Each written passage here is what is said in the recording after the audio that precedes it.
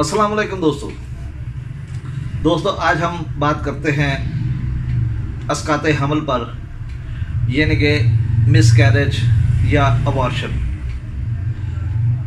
Abortion अमूमन तीसरे या चौथे महीने में शुरू हुआ करता है और बाज़ का बाद के महीनों में भी हो जाता है।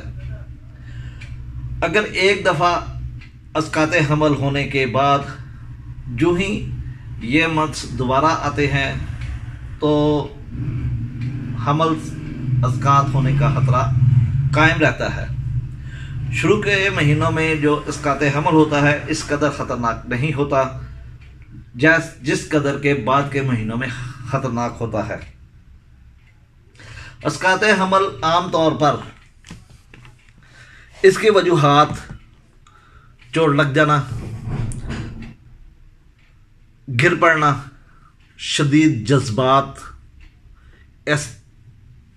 पहाने वाली अद्वियात यानी कि कब्ज़ को दूर करने वाली अद्वियात, असहाला व अद्वियात, ज़्यादा जिस्मानी मेहनत करना, नीज़ तहरीक पैदा करने वाली ग़िज़ाएँ मसलन चाय, कॉफ़ी या गर्म ग़िज़ाएँ खाना और मुनासिब और खुली हवा में ना रहना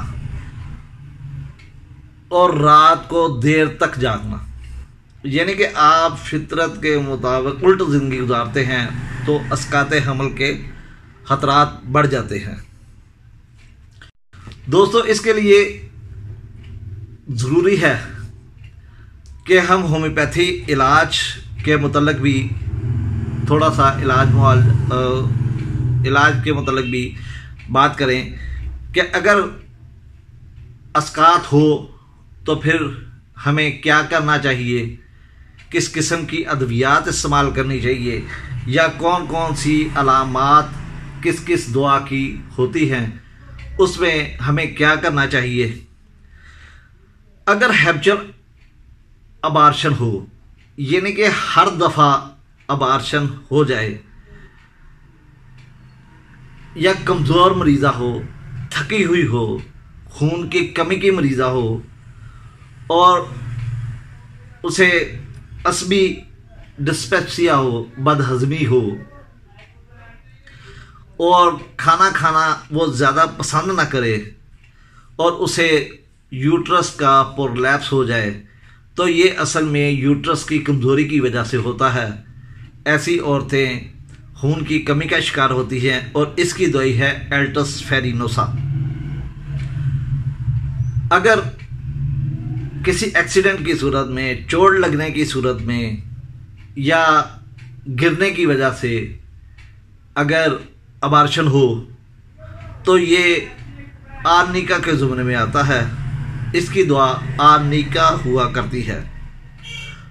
और अगर हर दफ़ा जैसे कि एल्टस फेरिनोसा में होता है हैप्चुअल अबॉर्शन हो यूट्रस की कमज़ोरी की वजह से, एल्टस फेरिनोसा में तो वैसे ही पूरा बदन यानी कि एक मरीज़ा ही कमज़ोर हालत में होती है, लेकिन अगर यूट्रस की कमज़ोरी की वजह से बार बार अबॉर्शन हो तो उसके लिए दुआ होती है कालूफाइलम।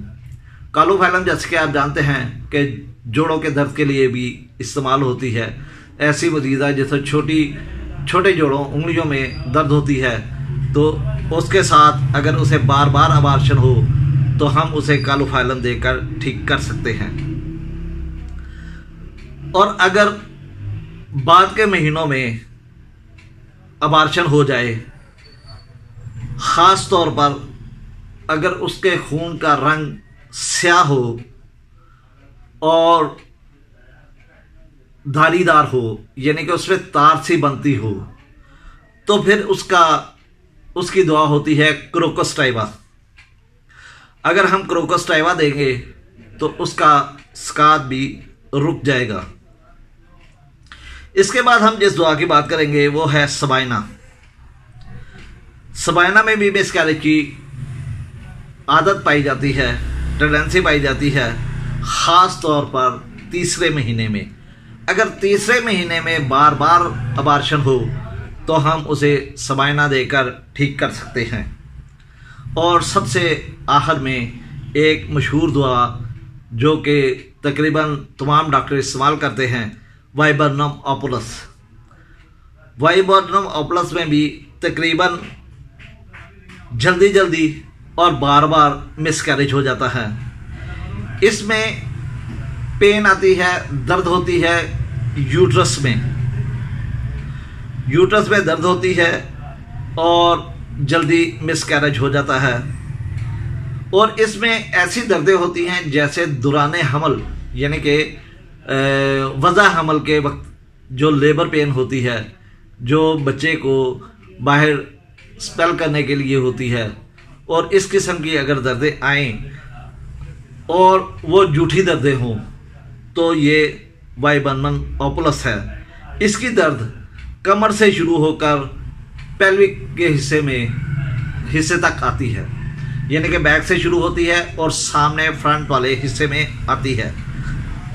और इसमें लिकोरिया बहुत जलनदार पाया जाता है, छील देने वाला पाया जाता है। और इसकी ज़्यादती सुबह के वक्त अर्ली मॉर्निंग होती है। इसके अलावा एक और दवा है बायोकेमिक में कालीफास। कालीफास में अगर वक्त से पहले दर्दें स्टार्ट हो जाएं तो हम कालीफास देकर उन दर्दों को ख़त्म कर सकते हैं। कालीफास में सबसे बड़ी जो चीज़ है वो ये है कि अगर झूठी दर्दें होंगी तो उसे ख़त्म कर देगी, और अगर ये दर्दें हकीकी हैं, नेचुरली हैं, तो फिर इन दर्दों को तेज़ करके वज़ा हमल कर देगी, यानी कि बच्चे की पैदाइश कर देगी।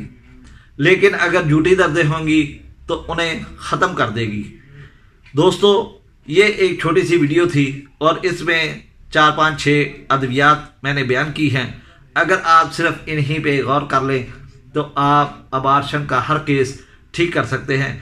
इसके अलावा बाज़ दफ़ा मरीज़ में कुछ जहनी अलामात पाई जाती है, जहनी हालतें पाई जाती हैं, या मरीज़ ख़ास किसी दुआ की कॉन्स्टिट्यूशन का होता है।